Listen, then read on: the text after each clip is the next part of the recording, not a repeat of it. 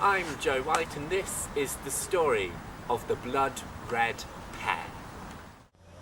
Back before I was born, before you were born too, indeed back in the early Victorian age, Ellesmere was like most rural towns.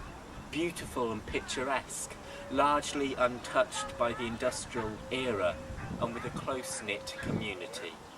Children would often play in the woods, women would natter, and men would work in the fields surrounding the town.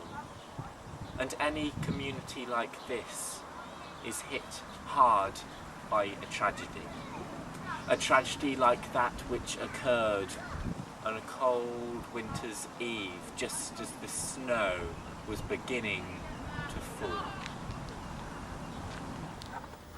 A young girl had failed to return home after playing in the woods, and her mother had searched in these very woods for her, but to no avail. She could not find her darling daughter. And it came a time she had to return home, for she had other young children to care for.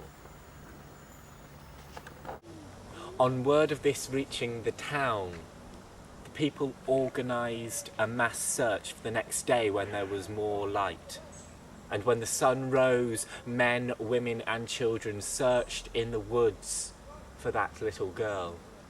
But any footprints they could have followed had been covered by overnight snow, and they did not even find a trace of her.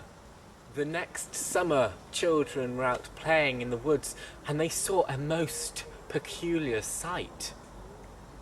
There were leaves on one of the trees that had red veins. They had never seen that before, and they ran back to their mothers and told them, but their mothers did not believe this children's myth.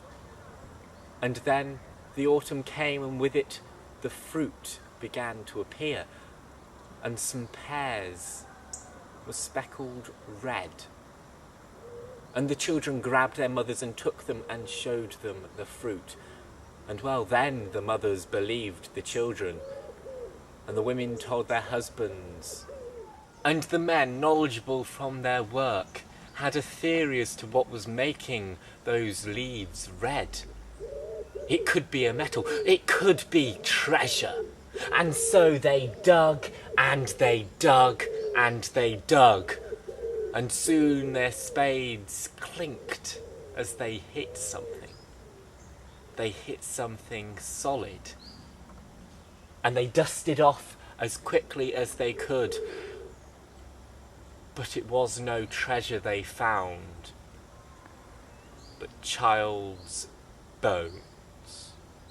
And after finding those bones, the people of the village went to get that woman. But she saw them coming, and she ran and she ran and she ran through the woods, but she could not outrun them.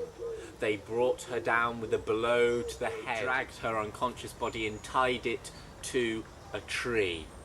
And the next day, they threw her body with weights tied on to keep it underwater into the mere, so she could never rise again.